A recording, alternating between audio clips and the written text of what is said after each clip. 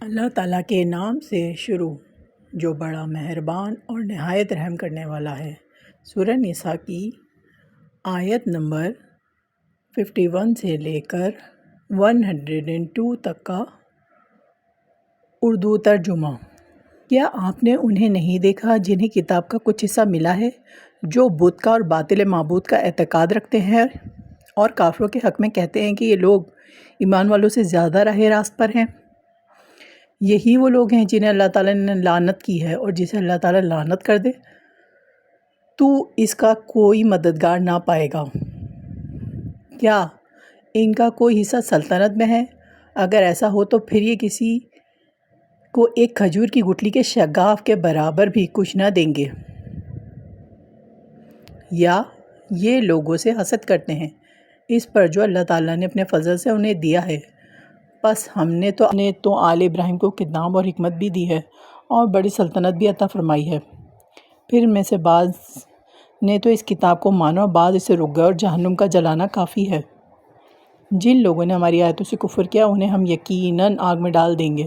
جب ان کی کھالیں پک جائیں گی ہم ان کے سوا اور کھالیں بدل دیں گے تاکہ وہ عذاب چکھتے رہیں۔ یقیناً اللہ تعالیٰ غالب حکمت والا ہے۔ اور جو لوگ ایمان لائے اور شائستہ اعمال کیے ہم عنقریب انہیں ان جنتوں میں لے جائیں گے جن کے نیچے نہریں بہہ رہی ہیں، جن میں وہ ہمیشہ ہمیشہ رہیں گے۔ ان کے لیے وہاں صاف ستھری بیویاں ہوں گی اور ہم انہیں گھنی چھاؤں اور پوری راحت میں لے جائیں گے۔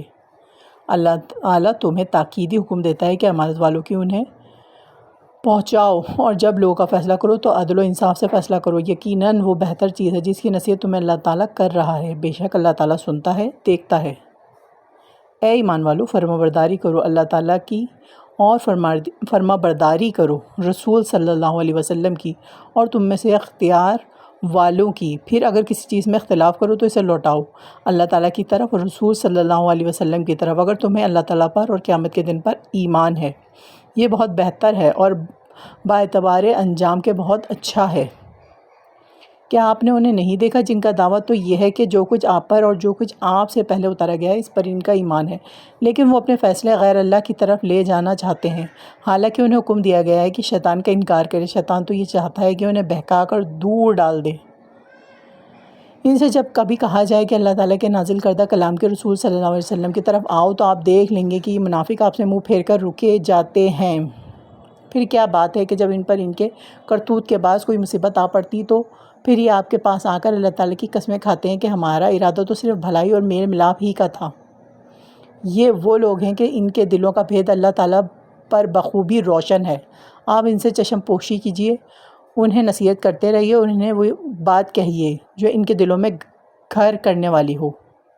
ہم نے ہر رسول کو صرف اس لیے بھیجا کہ اللہ تعالیٰ کے حکم سے اس کی فرمانبرداری کی جائے، اور اگر یہ لوگ جب انہوں نے اپنی جانوں پر ظلم کیا تھا تیرے پاس آ جاتے اور اللہ تعالیٰ سے استغفار کرتے اور رسول بھی ان کے لیے استغفار کرتے تو یقیناً یہ لوگ اللہ تعالیٰ کو معاف کرنے والا مہربان پاتے۔ سو قسم ہے تیرے پروردگار کی، یہ مومن نہیں ہو سکتے جب تک کہ وہ تمام آپس کے اختلاف میں آپ کو حاکم نہ مان لیں۔ پھر جو فیصلہ آپ ان میں کر دیں ان سے اپنے دل میں کسی طرح کی تنگی اور ناخوشی نہ پائیں اور فرمانبرداری کے ساتھ قبول کر لیں۔ اور اگر ہم ان پر یہ فرض کر دیتے ہیں کہ اپنی جانوں کو قتل کر ڈالو یا اپنے گھروں سے نکل جاؤ تو اس سے ان میں سے بہت ہی کم لوگ بجا لاتے، اور اگر یہ وہی کریں جس کی انہیں نصیحت کی جاتی ہے تو یقیناً یہی ان کے لیے بہتر اور بہت زیادہ مضبوطی والا ہو، اور تب تو انہیں ہم اپنے پاس سے بڑا ثواب دیں اور یقیناً انہیں راہ راست دکھا دیں۔ اور جو بھی اللہ تعالیٰ کی اور رسول صلی اللہ علیہ وسلم کی فرمانبرداری کرے وہ ان لوگوں کے ساتھ ہوگا جن پر اللہ تعالیٰ نے انعام کیا ہے، جیسے نبی اور صدیق اور شہید اور نیک لوگ، یہ بہترین رفیق ہیں۔ یہ فضل اللہ تعالیٰ کی طرف سے اور کافی ہے، اللہ تعالیٰ جاننے والا۔ اے مسلمانوں، اپنے بچاؤ کا سامان لے لو، پھر گروہ گروہ بن کر کوچ کرو یا سب کے سب اکٹھے ہو کر نکل کھڑے ہو۔ اور یقیناً تم میں سے بعض وہ بھی ہیں جو پس و پیش کرتے ہیں۔ تمہیں کوئی نقصان ہوتا ہے تو وہ کہتے ہیں کہ اللہ تعالیٰ نے مجھ پر بڑا فضل کیا کہ میں ان کے ساتھ موجود نہ تھا، اور اگر تمہیں اللہ تعالیٰ کا کوئی فضل مل جائے تو اس طرح کہ گویا تم میں ان میں دوستی تھی ہی نہیں۔ کہتے ہیں کاش میں بھی ان کے ہمراہ ہوتا تو بڑی کامیابی کو پہنچتا۔ بس جو لوگ دنیا کی زندگی کو آخرت کے بدلے بیچ چکے ہیں انہیں اللہ تعالیٰ کی راہ میں جہاد کرنا چاہیے، اور جو شخص اللہ تعالیٰ کی راہ میں جہاد کرتے ہوئے شہادت پا لے یا غالب آ جائے یقیناً ہم اسے بہت بڑا ثواب عنایت فرمائیں گے۔ بھلا کیا وجہ ہے کہ تم اللہ کی راہ میں اور ان ناتواں مردوں، عورتوں اور ننھے ننھے بچوں کے چھٹکارے کے لیے جہاد نہ کرو، جو یوں دعائیں مانگ رہے ہیں کہ اے ہمارے پروردگار ان ظالموں کی بستی سے ہمیں نجات دے اور ہمارے لیے خاص اپنے پاس سے حمایتی مقرر کر دے اور ہمارے لیے خاص اپنے پاس سے مددگار بنا۔ جو لوگ ایمان لائے ہیں وہ تو اللہ تعالیٰ کی راہ میں جہاد کرتے ہیں، اور جن لوگوں نے کفر کیا وہ اللہ تعالیٰ کے سوا اوروں کی راہ میں لڑتے ہیں، پس تم شیطان کے دوستوں سے جنگ کرو۔ یقین مانو کہ شیطانی حیلہ بالکل بودا اور سخت کمزور ہے۔ کیا تم نے انہیں نہیں دیکھا جنہوں نے حکم کیا گیا تھا کہ اپنے ہاتھوں کو روکے رکھو اور نمازیں پڑھتے رہو اور زکوٰۃ ادا کرتے رہو، پھر جب انہیں جہاد کا حکم دیا گیا تو اسی وقت ان کی ایک جماعت لوگوں سے اس قدر ڈرنے لگی جیسے اللہ تعالیٰ کا ڈر ہو، بلکہ اس سے بھی زیادہ، اور کہنے لگے اے ہمارے رب، تو نے ہم پر جہاد کیوں فرض کر دیا، کیوں ہمیں تھوڑی سی زندگی اور نہ جینے دی؟ آپ کہہ دیجئے کہ دنیا کی سود مندی تو بہت ہی کم ہے اور پرہیزگاروں کے لیے تو آخرت ہی بہتر ہے، اور تم پر ایک دھاگے کے برابر بھی ستم روا نہ رکھا جائے گا۔ تم جہاں کہیں بھی ہو موت تمہیں آ پکڑے گی، گو تم مضبوط قلعوں میں ہو، اور اگر انہیں کوئی بھلائی ملتی ہے تو کہتے ہیں کہ یہ اللہ تعالیٰ کی طرف سے ہے، اور اگر کوئی برائی پہنچتی ہے تو کہہ اٹھتے ہیں کہ یہ تو تیری طرف سے ہے۔ انہیں کہہ دو کہ یہ سب کچھ اللہ تعالیٰ کی طرف سے ہے، انہیں کیا ہو گیا ہے کہ کوئی بات سمجھنے کے بھی قریب نہیں؟ تجھے جو بھلائی ملتی ہے وہ اللہ تعالیٰ کی طرف سے، اور جو برائی پہنچتی ہے وہ تیرے اپنے نفس کی طرف سے ہے۔ ہم نے تجھے تمام لوگوں کو پیغام پہنچانے والا بنا کر بھیجا ہے، اور اللہ تعالیٰ گواہ کافی ہے۔ اس رسول صلی اللہ علیہ وسلم کی جو اطاعت کرے اسی نے اللہ تعالیٰ کی فرمانبرداری کی، اور جو منہ پھیر لے تو ہم نے آپ کو کچھ ان پر نگہبان بنا کر نہیں بھیجا۔ یہ کہتے ہیں کہ اطاعت ہے، پھر جب آپ کے پاس سے اٹھ کر باہر نکلتے ہیں تو ان میں سے ایک جماعت جو بات آپ نے یا اس نے کہی ہے اس کے خلاف راتوں کو مشورہ کرتی ہے۔ ان کی راتوں کی بات چیت اللہ لکھ رہا ہے، تو آپ ان سے منہ پھیر لیں اور اللہ پہ بھروسہ رکھیں، اللہ تعالیٰ کافی کارساز ہے۔ کیا یہ لوگ قرآن میں غور نہیں کرتے؟ اگر یہ اللہ تعالیٰ کے سوا کسی اور کی طرف سے ہوتا تو یقیناً اس میں بہت کچھ اختلاف پاتے۔ جہاں انہیں کوئی خبر امن کی یا خوف کی ملی انہوں نے اسے مشہور کرنا شروع کر دیا، حالانکہ اگر یہ لوگ اسے رسول صلی اللہ علیہ وسلم کے اور اپنے میں سے ایسی باتوں کی تہ تک پہنچنے والوں کے حوالے کر دیتے تو اس کی حقیقت وہ لوگ معلوم کر لیتے جو نتیجہ خاص کرتے ہیں، اور اگر اللہ تعالیٰ کا فضل اور اس کی رحمت تم پر نہ ہوتی تو معدود چند کے علاوہ تم سب شیطان کے پیروکار بن جاتے۔ تو اللہ تعالیٰ کی راہ میں جہاد کرتا رہ، تجھے صرف تیری ذات کی نسبت حکم دیا جاتا ہے۔ ہاں ایمان والوں کو رغبت دلاتا رہ، بہت ممکن ہے کہ اللہ تعالیٰ کافروں کی جنگ کو روک دے، اور اللہ تعالیٰ سخت قوت والا ہے اور سزا دینے میں بھی سخت ہے۔ جو شخص کسی نیکی یا بھلے کام کی سفارش کرے اسے بھی اس کا کچھ حصہ ملے گا، اور جو برائی اور بدی کی سفارش کرے اس کے لیے بھی اس میں سے ایک حصہ ہے، اور اللہ تعالیٰ ہر چیز پر قدرت رکھنے والا ہے۔ اور جب انہیں سلام کیا جائے تو تم اس سے اچھا جواب دو یا انہیں الفاظ کو لوٹا دو، بے شبہ اللہ تعالیٰ ہر چیز کا حساب لینے والا ہے۔ اللہ وہ ہے جس کے سوا کوئی معبود برحق نہیں، وہ تم سب کو یقیناً قیامت کے دن جمع کرے گا جس کے آنے میں کوئی شک نہیں۔ اللہ تعالیٰ سے زیادہ سچی بات والا اور کون ہوگا؟ تمہیں کیا ہو گیا ہے کہ منافقوں کے بارے میں دو گروہ ہو رہے ہو؟ انہیں تو ان کے اعمال کی وجہ سے اللہ تعالیٰ نے اوندھا کر دیا ہے۔ کیا تم یہ منصوبے بنا رہے ہو کہ اللہ تعالیٰ کی گمراہ کیے ہوں کو تم راہ راست پر لا کھڑا کرو؟ جسے اللہ تعالیٰ راہ بلا دے تو ہرگز اس کے لیے کوئی راہ نہ پائے گا۔ ان کی تو چاہت ہے کہ جس طرح کے کافر وہ ہیں تم بھی ان کی طرح کفر کرنے لگو اور پھر سب یکساں ہو جاؤ۔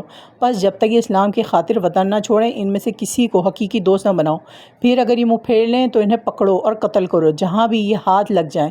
خبردار ان میں سے کسی کو اپنا رفیق اور مددگار نہ سمجھ بیٹھنا، سوائے ان کے جو اس قوم سے تعلق رکھتے ہوں جن سے تمہارا معاہدہ ہو چکا ہے، یا جو تمہارے پاس اس حالت میں آئیں کہ تم سے جنگ کرنے سے بھی تنگ دل ہیں اور اپنی قوم سے بھی جنگ کرنے میں تنگ دل ہیں، اور اگر اللہ تعالیٰ چاہتا تو انہیں تم پر مسلط کر دیتا اور وہ تم سے یقیناً جنگ کرتے۔ پس اگر یہ لوگ تم سے کنارہ کشی اختیار کر لیں اور تم سے لڑائی نہ کریں اور تمہاری جانب صلح کا پیغام ڈالیں تو اللہ تعالیٰ نے تمہارے لیے ان پر کوئی راہ لڑائی کی نہیں کی۔ تم کچھ اور لوگوں کو ایسا بھی پاؤ گے جن کی بظاہر چاہت ہے کہ تم سے بھی امن میں رہیں اور اپنی قوم سے بھی امن میں رہیں، لیکن جب کبھی فتنہ انگیزی کی طرف لوٹائے جاتے ہیں تو اندھے منہ اس میں ڈال دیے جاتے ہیں۔ پس اگر یہ لوگ تم سے کنارہ کشی نہ کریں اور تم سے صلح کا سلسلہ جم بانی نہ کریں اور اپنے ہاتھ نہ روک لیں تو انہیں پکڑو اور مار ڈالو جہاں کہیں بھی پاؤ۔ یہی وہ ہیں جن پر ہم نے تمہیں ظاہر حجت عنایت فرمائی ہے۔